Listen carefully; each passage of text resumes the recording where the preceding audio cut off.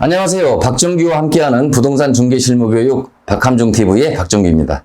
이번 영상에서 전해드릴 내용은요. 2020년 지방세법 개정안에 따라서 주택 취득세율이 개정되었습니다. 이 개정된 내용을 우리 중개사 입장에서 정확하게 분석하고 숙지를 한 상태에서 중개 실무시에 임해야 중개사고나 중개분쟁 또 행정처분에 대해서 자유로울 수 있다고 생각을 합니다. 자, 내용을 보시면요. 자, 주택 취득세율 개정안에 대해서 우리가 자세하게 한번 들여다볼 것이고요. 그리고 또 공인중개사의 배상 책임과 행정처분에 대한 내용도 좀 알아야 되겠죠. 또한 확인설명서에 대해서 취득세율 기재법도 알아야 되겠지만 더 중요한 것은 취득세율 계산법을 정확하게 우리가 숙지를 하고 있어야 되겠습니다. 그리고 가장 중요한 내용인데요. 그 주택수 산정 시에 이 세부 사항에 대해서도 우리가 정확하게 숙지를 해야지 중개사고나 중개분쟁, 행정처분에 대해서 적극적으로 방어를 할 수가 있을 것입니다. 그리고 취득세 허위신고 시에 추징사항은 어떻게 되는지, 그리고 마지막으로는 제가 제작한 취득세 계산기를 이 영상을 보시는 분들에게 제공을 해 드릴 건데요. 그 제공 방법에 대해서는 영상 중간에 자세하게 설명을 드리도록 하겠습니다. 자, 제가 중개사고, 또 중개분쟁, 또 행정처분 예방을 자꾸 강조를 하는데요. 왜 이런 내용이 필요하냐면, 자, 판례를 한번 보겠습니다. 자, 공인중개사가 취득세 세율을 잘못 알려준 경우에 배상 책임 유무에 대한 판례입니다. 자, 서울중앙지법에서 2016년도에 내린 판결문인데요. 자, 거두절미하고 결론만 말씀을 먼저 드리면 원고들의 재산상 손해배상에 관한 주장은 이유 없다. 그러나 윗자료의 액수를 500만 원으로 정함이 상당하다라고 판결을 내렸습니다.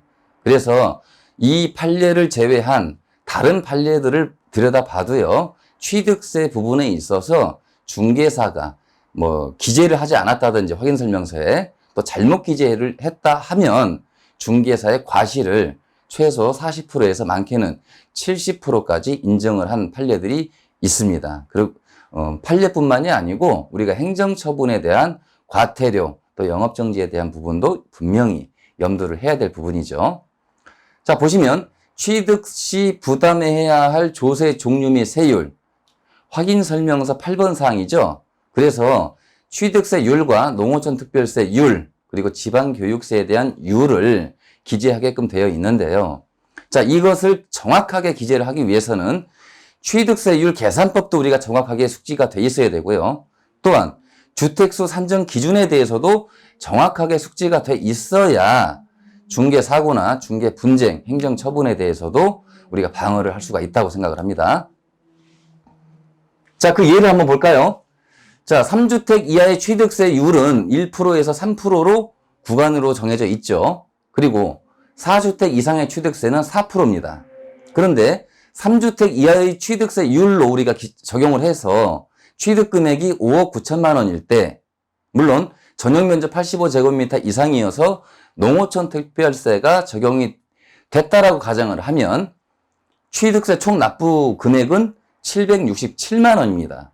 그런데 같은 취득금액 5억 9천만 원인데 4주택으로서 취득세율이 4%로 적용이 된다면 취득세율 4.6%를 전체를 적용했을 때 취득 금액은 2,714만 원입니다. 이랬을 때 3주택 이하의 취득세율과 4주택 이상의 취득세율을 그 차익을 비교를 해보면 1,947만 원이라는 아주 큰 금액의 차익이 발생이 되죠. 이랬을 때 매수인이 소유권 이전 등기를 767만 원에 대해서 납부를 하고 일정 기간이 지난 상태에서 구청이나 세무서에서, 물론 구청이 되겠죠. 구청에서 이 차익 1947만 원과 신고 불성실 가산세까지 추징하는 통지서가 날라온다면 그 매수인은 우리 중개사에게 어떻게 어필할지에 대해선 제가 자세하게 설명을 드리지 않아도 여러분들께서 충분히 짐작하시리라 믿습니다. 그래서 우리가 주택 취득세 개정 내용에 대해서 이 4가지 사항을 정확하게 우리가 판단을 해 봐야 되는데요. 6억 원 이하의 주택 취득세에 대해서는 변동이 없습니다. 그런데 3주택 이하 6억 원 초과부터 9억 원 이하까지 취득세율은 1에서 3% 사이로 정해져 있죠. 또한 4주택 취득 시부터는 취득세율이 무조건 4%로 매매 금액에 상관없이 4%의 취득세율이 적용이 됩니다. 그래서 2번 사항과 3번 사항, 그 3주택 이하인지 4주택인지에 대해서 판단을 하기 위해서는 주택수 산정 기준에 대해서 우리가 정확하게 숙지를 해야 중개사고나 중개분쟁, 행정처분에 대해서도 우리가 방어를 할 수가 있다는 거죠. 자, 2020년 주택취득세율 개정 내용을 보면요. 6억 원 이하에 대해서는 전과 동일합니다. 그러나 6억 원 초과부터 6억 원 이하에 대해서는 취득세율이 1%에서 3% 구간으로 정해져 있고요. 지방교육세율도 마찬가지로 취득세율과 연동해서 변동이 되게끔 바뀌었습니다. 그리고 4주택 취득 시부터는 무조건 매매 금액에 상관없이 취득세율 4%가 적용이 되고요. 지방교육세율과 농어촌 특별세율이 각각 0.3%로 적용이 되게끔 바뀌었죠. 자, 그래서 취득세율 계산법을 보면 계산 공식은 보시는 바와 같습니다. 취득세율에 대한 공식, 그리고 2번 지방교육세율에 대한 공식. 그래서 실제 취득가액 금액으로 대입해서 계산을 해보면요. 자, 취득가액이 7억 원이었을 때 취득세율을 계산을 해보면요. 자, 위에 계산 공식대로 자, 7억 원이니까 앞에 7자 하나만 두면 됩니다. 만약에 취득가액이 7억 5천만 원이라고 했을 때에는 이 앞자리 숫자가 7.5를 놓고 계산하면 되겠죠. 그래서 곱하기 여기 3분의 2라고 돼 있죠. 그래서 3분의 2. 다시 말해서 2 나누기 3 마이너스 여기 3억이라고 표시가 돼 있죠. 그래서 여기다가 3이라고 표시를 해 주시면 됩니다. 그래서 나온 값이 1.66%로 계산이 되고요.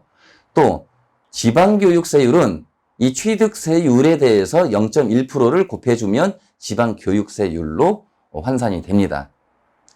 이런 상태에서 총 취득세 납부 세율이 취득세율과 지방교육세를 합한 숫자가 총 취득세 납부 세율이 되겠죠. 물론 전용 면적 85제곱미터 이상이라면 농어촌 특별세가 추가가 될 것입니다. 그래서 이렇게 계산된 수치를 가지고 확인설명서상에 취득세 1.66%를 기재하시고요. 또 전용면적 85제곱미터 이상이라면 농어촌 특별세도 기재를 하셔야겠죠. 그리고 지방교육세도 계산된 지방교육세율을 확인설명서상에 지방교육세 부분에 정확하게 기재를 해 주셔야 되는데 이 부분에 있어서 계산 공식만 알고 있어서 될 문제가 아니고 3주택자냐 아니면 4주택자냐에 대한 그 어떤 정확한 숙지 내용을 우리가 알고 있지 못하면 이 계산 자체가 의미가 없어지는 거겠죠. 그래서 다음 설명을 드리면 4주택에 대한 취득세율 계산법은 뭐 고민할 필요 없습니다. 매매 금액에 관계없이 취득세율은 4%고요. 지방교육세율과 농어촌 특별세율은 0.3%로 계산을 하시면 되죠. 자, 그래서 지방소득세법 개정 내용을 보시면 자, 보도자료로 이렇게 공개가 됐죠. 그래서 이 부분에 대해서 총 1번부터 10번 사항까지 있는데 이 10가지 사항에 대해서 지금부터 자세하게 설명을 드리도록 하겠습니다. 자, 먼저 1세대 4주택 취득세 개정 유예 기간은 표를 보시면 자, 매매계약서 작성일 기준이 2019년 12월 31일 이전이라면 이전에 작성을 한 상태에서 잔금 지급일이 2020년 3월 31일까지 잔금을 치르는 경우라면 종전 규정을 적용하겠다. 그래서 4%의 취득세율을 적용하는 것이 아니라 종전 규정인 2% 또는 그에 해당하는 금액에 대한 취득세율을 적용을 한다는 얘기죠. 자, 다음은 부부 공동 소유의 주택을 주택 수에 산정하는지에 대한 문제입니다. 표를 보시고 말씀을 드리면 하나의 주택이 있는데 이 주택에 부부가 각각 2분의 1씩 보유를 하고 있는 상태예요. 이랬을 때 2주택이 아니라 동일 세대 내에서의 부부간의 공동 소유 주택은 한 개로 보겠다라는 얘기입니다. 이 부분에 대해서 정확하게 숙지가 필요하고요. 또 만 30세 미만인 미혼인 자녀이면서 주소가 다른 경우에는 어떻게 적용할 것인지에 대해서도 우리가 알아야 되겠죠. 자, 표를 보시면 1번 주택은 부인과 남편이 공동 소유를 하고 있고요. 2번 주택은 부인 소유로만 되어 있습니다. 그런데 주소가 다른 만 30세 미만 미혼 자녀가 또 다른 주택을 소유를 하고 있다면 이 자녀가 가지고 있는 주택 역시도 동일 세대로 보고 신규 주택을 취득 시에 3주택에 해당이 돼서 4주택에 해당이 돼서 취득세율 4%를 적용을 하겠다라는 내용입니다. 그래서 내 자녀가 만 30세가 되지 않았고 주소가 다른 데로 더 있다 하더라도 그 자녀의 명의로 주택을 보유를 하고 있다라면 동일 세대의 주택 수에 산정을 하겠다는 내용이죠. 자, 다음은 동일 세대가 아닌 지분 소유 주택. 제가 친구와 지분으로 투자를 해서 주택을 지분 소유한 경우라면 이 주택도 이 지분 소유한 주택도 주택 수에 산정을 하겠다는 내용이죠. 그래서 지분 소유한 주택 하나와 등록 임대주택이 하나가 또 있고요. 또 내가 거주하는 주택이 있을 때 이 상태에서 새로운 신규 주택을 내가 매입을 하는 단계라면 그때 신규로 취득하는 주택에 대해서는 4주택으로 봐서 취득세율 4%를 적용하겠다는 얘기입니다. 이해되시죠? 자, 다음은 동시 취득하여 3주택 취득세 적용에 대한 내용인데요. 자, 표를 보시고 말씀을 드리겠습니다. 자, 이 주택을 제가 지금 보유를 하고 있는 상태입니다. 그런데 동시에 3개의 주택을 한 번에 매입하는 과정이에요. 그러면 이 2개의 주택이 있고 그 다음에 이 3개의 주택을 모두 4주택으로 봐서 4%의 취득세를 적용하는 것이 아니라 세 번째 주택으로 지정을 할 수가 있어요. 매입하는 내가. 그렇기 때문에 이 주택 중에, 이 3개의 주택 중에 매매 가격이 가장 높은 주택을 3번 주택으로 지정을 해서 취득세율을 1%에서 3%까지 적용하는 구간을 적용하고요. 나머지 2개의 주택은 4주택으로 봐서 취득세 4%를 적용하겠다는 얘기입니다. 자, 다음은 민간임대주택에 관한 특별법에 의한 등록임대주택이죠. 다시 말해서 민간임대주택에 관한 특별법에 적용되는 임대주택은 주택임대사업자로서 구청 주택과에 등록을 하고 세무서에도 등록한 주택임대사업자를 말합니다. 그랬을 때에 그렇게 등록한 임대주택도 주택수로 볼 것이냐?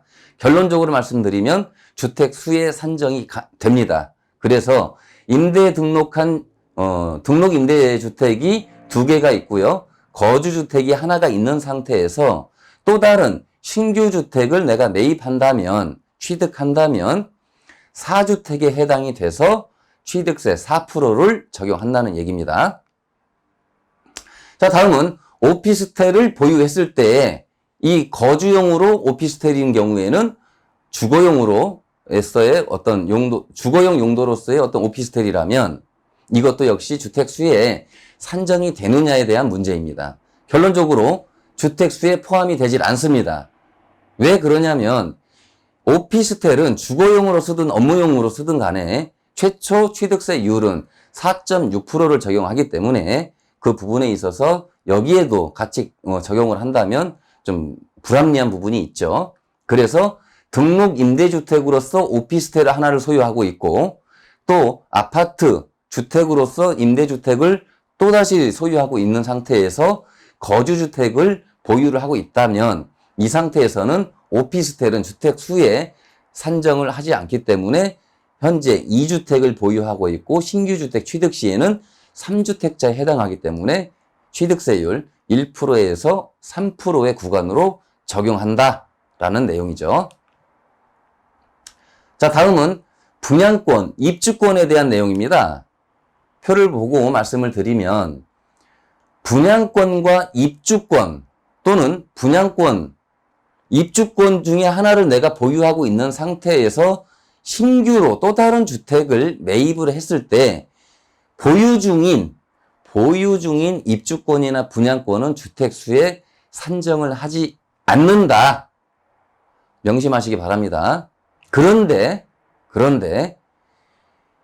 분양권을 보유 중에 입주 시기가 돌아와서 분양잔금을 완납을 하고 그 분양권을 내 앞으로 소유권 이전 등기하는 과정에서 취득세가 발생이 되죠. 그럴 때에는 주택수에 포함이 됩니다. 그래서 표를 보시면 1번 등록 임대주택 아파트가 있고 2번 등록 임대주택 아파트가 또 있고 그 두 개의 임대주택이 있는 상태에서 분양권을 하나 갖고 있고 내가 지금 거주하고 있는 주택을 소유했을 때 이 분양권을 가지고 입주 시기에 분양잔금을 완납하고 소유권을 이전 등기하는 과정에서 발생하는 취득세라면 4주택으로 보아서 취득세율 4%를 적용한다는 얘기예요. 이 차이점에 대해서 분명하게 인지를 하고 계셔야 됩니다. 자, 다음은 상속주택, 증여주택에 대해서는 또 어떻게 적용할 것이냐에 대한 문제죠. 결론적으로 상속주택을 내 명의로 이전하는 과정에서 발생하는 취득세는 주택수에 포함하지 않는다. 증여 역시도 마찬가지입니다. 그래서 상속이나 증여주택을 내 명의로 가져오는 과정에서 발생되는 취득세는 상속의 경우는 2.8%, 증여의 경우에는 3.5%에 각각에 해당하는 취득세율을 적용하는 것이지 상속이나 증여주택을 기존 주택과 합산해서 4주택으로 계산을 하지 않는다. 이 부분에 대해서도 중요한 내용이죠. 그런데 상속주택 또는 증여주택을 내가 보유하고 있는 상태에서 또 다른 신규 주택을 취득할 경우에는 그때는 상속이나 증여주택도 주택수에 산정이 돼서 신규 주택을 취득 시에 4주택에 해당이 되기 때문에 취득세율 4%가 적용이 되는 겁니다. 보통 우리가 상속을 받고 나서 5년이 됐든 10년이 됐든 내 앞으로 소유권 이전 등기를 안 하는 경우도 덜어 있죠. 그런 경우에도 보유 중이기 때문에 상속주택을 내가 명의는 안 가져왔지만 실질적으로 내 주택이기 때문에 보유 중으로 판단을 해서 주택수에 산정한다는 얘기죠. 자, 다음은 법인 적용 여부입니다. 자, 법인 적용 여부는 결론적으로 법인은 세대 개념이 없으므로 적용하지 않는다. 이렇게 딱 못 박아놓고 생각하시면 되고요. 허위 신고로 취득세가 추징되는 것은 어떤 경우인지 라는 물음에 있어서 신고 가격 차액에 대한 취득세와 신고 납부 불성실 가산세가 추징된다. 결국은 다 추징당한다는 얘기죠. 그리고 다음은 실거래 신고 필증을 적법하게 받은 경우에도 추후 허위 신고로 밝혀질 수 있는지에 대한 물음에 대해서는 신고 필증을 받았다고 하더라도 실제 거래액과 신고액이 다를 수 있으며 조사 등을 통해 실제 거래액이 밝혀질 수도 있다. 이랬을 때는 어떻게 된다? 신고액 차액에 대한 취득세와 신고, 납부 불성실 가산세가 추징이 된다라고 이해를 하시면 됩니다.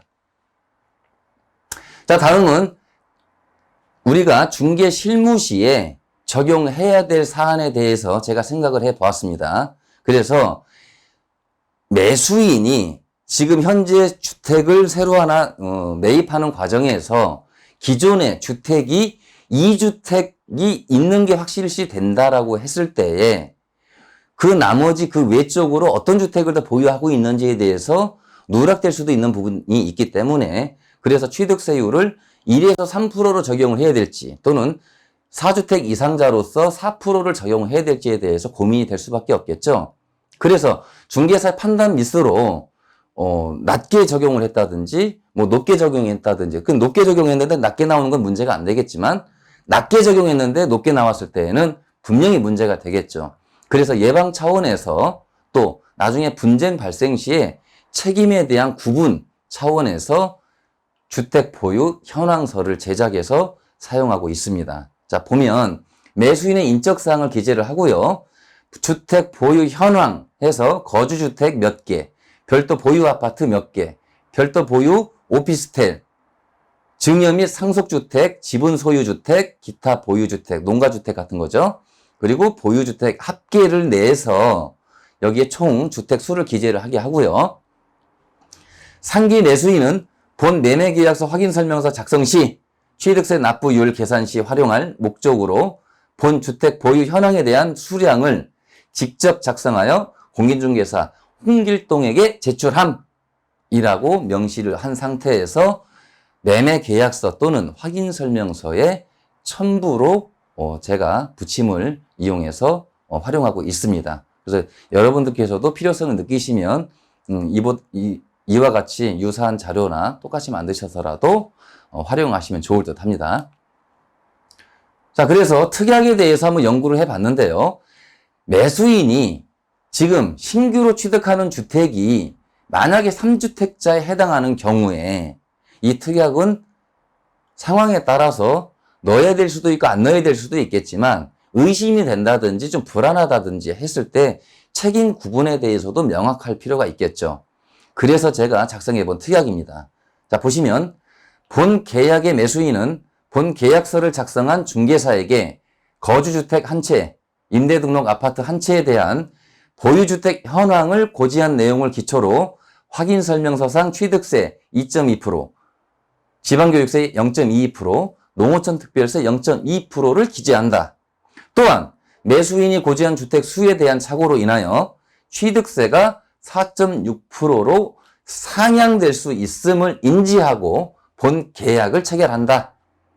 그리고 괄호에 처리해서요. 주택 보유 현황서 첨부 이렇게 적용을 했을 때 향후에 어떤 그 취득세율의 어떤 변화로 인해서 분쟁이 생겼을 때에도 안전장치가 될 수 있을 거라고 저는 생각을 합니다. 자, 다음은 마지막으로 제가 자체 제작한 취득세 계산기에 대한 사용법입니다. 이 부분에 대해서 설명을 좀 드리면요. 자, 3주택 이하 취득세 계산기라고 써 있죠. 그런데 6억 원 이하에 대한 부분이 구분이 돼 있고요. 6억 원에서 9억 원 구간이 별도로 또 자체적으로 만들어 놨고요. 9억 원 초과에 대한 계산기도 별도로 작성을 해 놨습니다. 그래서 주택 취득 가액에 대한 부분에 금액만 입력을 하시면 이 파란 부분에 대해서는 율에 대해서 표기가 되게끔 되어 있고요. 또 빨간 표 부분에 대해서는 그 율에 대한 금액으로 표시가 되게끔 제가 작성을 해 놨습니다. 그래서 이 부분에 대해서 여러분들이 취득세 계산기를 활용을 하시고요. 이 취득세 계산기는 네이버 검색창에 박함중이라고 검색을 하시면 제 블로그가 나옵니다. 그 블로그에 제가 취득세 계산기를 자료를 올려놓을 테니까 거기 방문하셔서 다운받아서 유용하게 사용하시면 좋을 것 같습니다. 그리고 카카오톡 아이디가 있는데 초보 중개사님들께서 어디 적당하게 물어보실 데가 없으시다라면 저한테 톡을 주셔가지고 상담 의뢰를 하시면 제가 여건이 허락되는 한 웬만하면 다 상담을 해드리도록 하겠습니다. 자, 오늘 영상 여기까지 마치는 것으로 하고요. 이 영상이 여러분들께 도움이 되셨다면 구독과 좋아요 부탁드리겠습니다. 다음 영상에서 찾아뵙겠습니다. 감사합니다.